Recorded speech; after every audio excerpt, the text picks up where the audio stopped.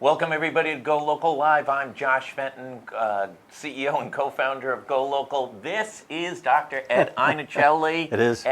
Ed writes, writer, thinker, doctor, physician, healthcare leader, businessman. Wow. You know it. You've done it. I like grandfather. Grandfather. Okay. How many? 10. We have 10. 10. Yeah. 10. We do. You have sports teams that you can build in almost yeah. just about anything. Let's talk about healthcare. Sure. Healthcare is dominating the presidential race indeed. right now. Obviously, Bernie Sanders and then Elizabeth Warren sort of outdid him with these incredibly massive healthcare ideas indeed. with big expenses. Indeed. What's your thought on these? Well, look, we have to do something better in healthcare than we're doing now, particularly with maternal mortality and newborns and so forth. And we need to find a way to cover everyone equally. It's a very difficult task, John. Very difficult. But I have said for years, and I'll continue to say, I don't hear anybody complaining about Medicare. It's actually efficiently run. I think maybe we need to go to a single payer system, and we will at some point, but not all at once. Right. I think it needs to be done incrementally so that we learn as we go. And with the goal that you've got to cover all these citizens. We have to have the best healthcare system in the world, and we don't. We don't.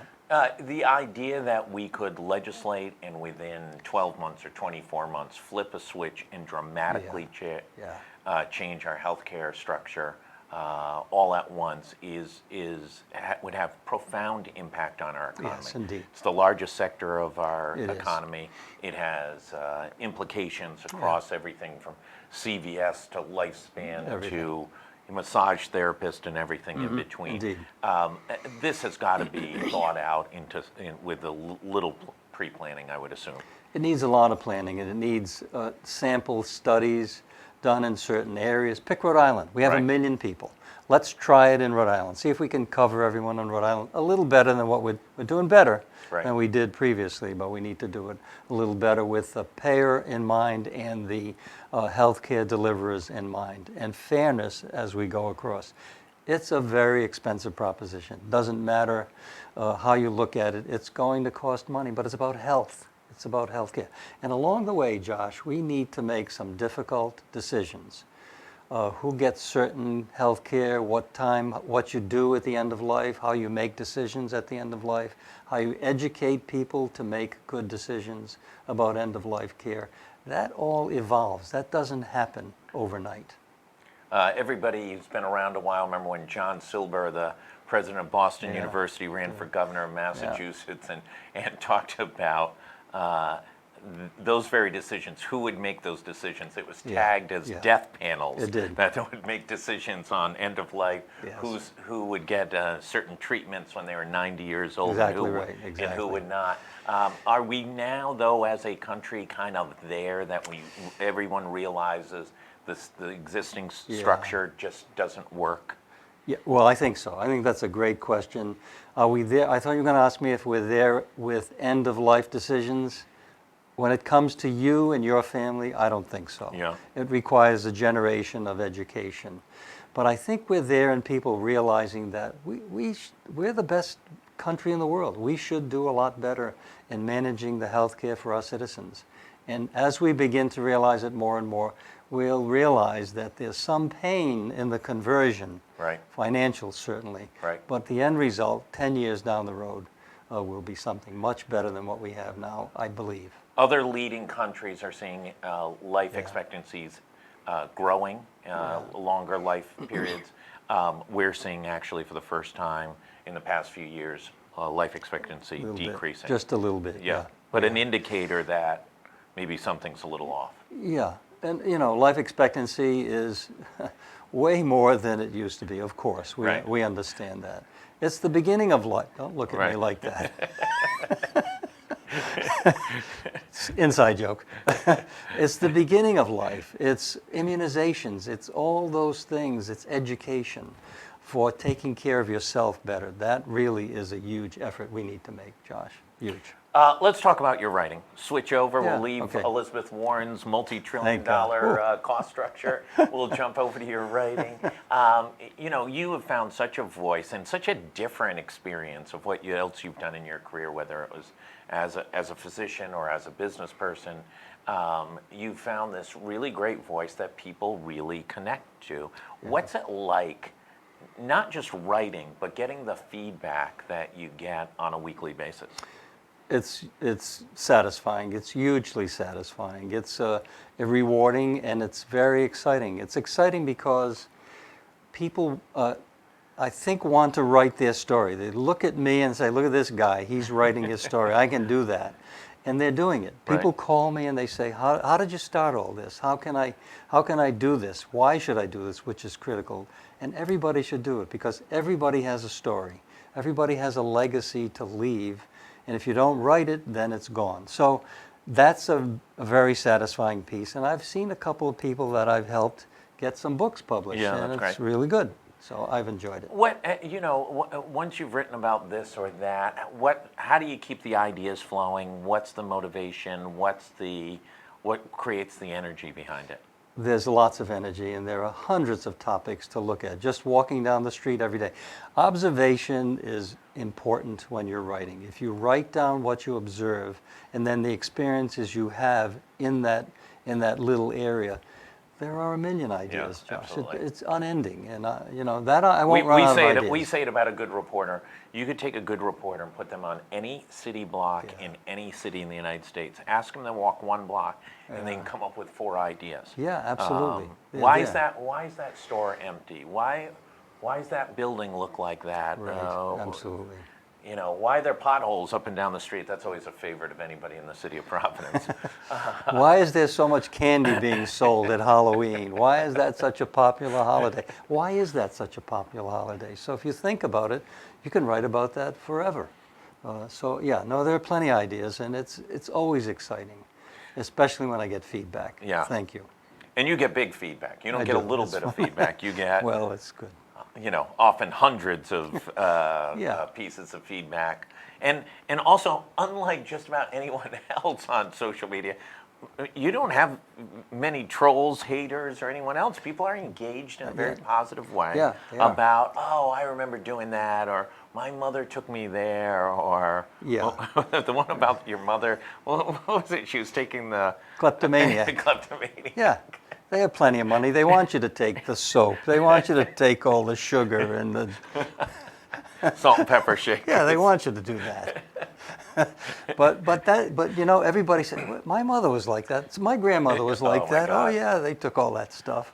So and so it's everybody's story, and I like that feedback because it rekindles their memories. The first thing I say to someone, when they say, you reminded me, my mother did that, or I did that, or I was a hobo for Halloween, I say, write it down.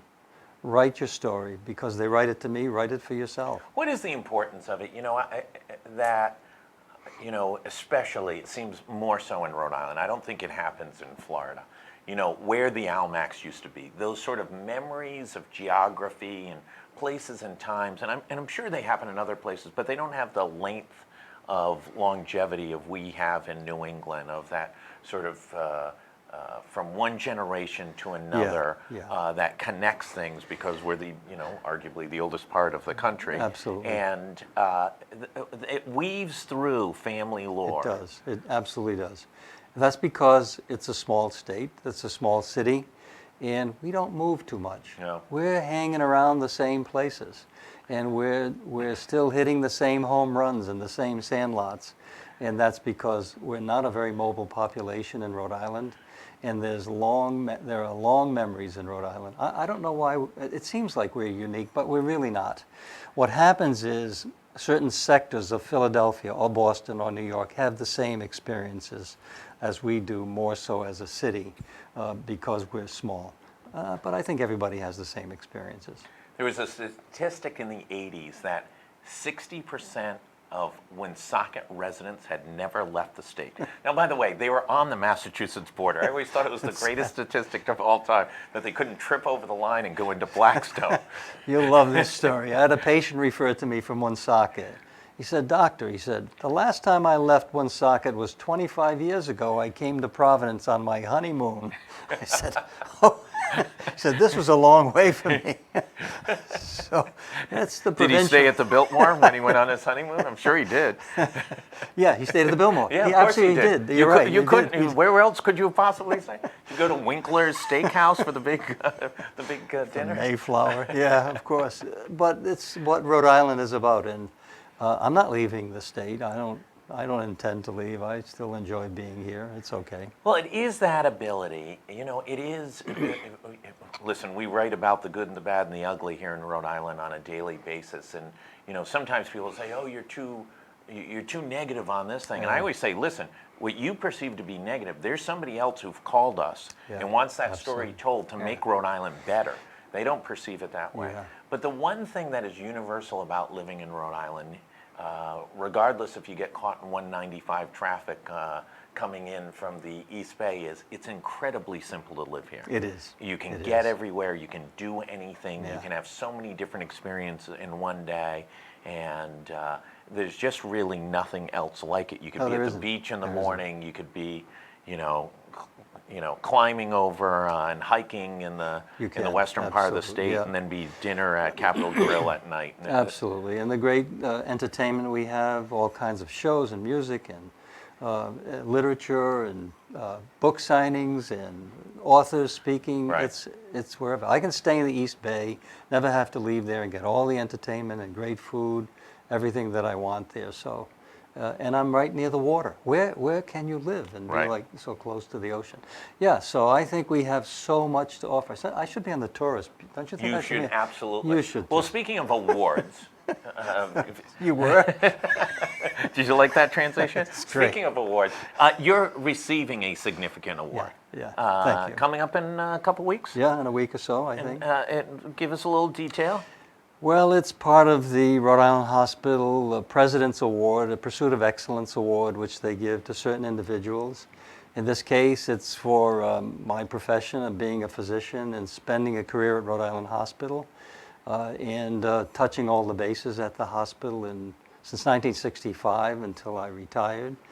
So they see fit to recognize me, but when they recognize me, Josh, they recognize everyone who is in that hospital.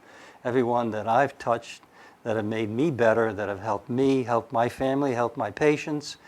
So I will be accepting, very lucky to get this, by the way, and be accepting on behalf of a lot of people. Thank you for asking. Yeah, absolutely. It's a great accomplishment. You know, you've had a lifetime of, listen, I was born in '63, so you were whacking it pretty good when I was two.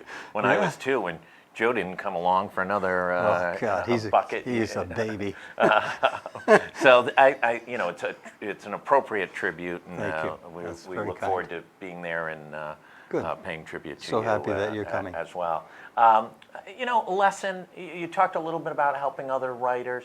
What is that spark to get them started? Just wrap up with that. What's the thing they need to do? Because success comes in all sorts of shapes, and sometimes the most unlikely people. If you look at successful companies, they don't go like this. No, they go almost to the bottom. I've had the pleasure of working with the Guerras and Tony Thomas over at the Foundry Complex. Mr. Guerra had, I think, 10 kids, 8 or 10 kids. He was a successful young architect. He takes every penny he has and he buys the old Brown and Sharp complex in 1967 or 68, 69 when the company leaves. He almost loses it to foreclosure multiple times, and they just stayed with it and stayed with it. That has two of the most beautiful apartment complexes. Every single office is leased up. It's a huge success worth hundreds of millions of dollars. But that wasn't a straight line from 1965 to 2019. That was dig out. What's the lesson for people who are really thinking that they want to be a writer, they want to put the time and energy into it, but they want people to read them? So first of all, you said the right thing. They need to put the time and energy into it. You got to sit down and write. You can't be a writer unless you write. And it's like anything else. The more you do, the more practice you have, the better you get. But along the way, you need to read the good writers. You need to see what their style is. You have to develop a style or tone of your own. But it doesn't come, as you said, in a minute. It comes over a long period of time. And I look back at some of the stuff I wrote 10 years ago, and oh my God, I want to throw that away, because I think I'm better than I was 10 years ago, and I'm better because I've been writing and writing and writing, and I still go to writing courses, and I still read the books on writing. It's like anything else. It's like taking foul shots. You took a few of those. You got to take a lot of foul shots to get better. And you need to read, and you need to write. And the reward is someplace. But if you don't write it, it's not there. You haven't done anything. You know, there was a great baseball umpire, Bill Clem. He said, there are balls and there are strikes, but they ain't nothing till I call them. So you haven't written a thing until you've written it. So and Iannuccilli, thank you so much. Great. We'll see you in a couple of weeks over fun. at the big award ceremony. It's great fun. Thanks everybody for tuning in. We'll be back tomorrow. Also check up on the updates on the storm coming in Thursday night into Friday morning. Could be rain, could be snow, but it's going to be winter one way or the other. Great. Thanks, everybody. Thank you. Thanks, Josh.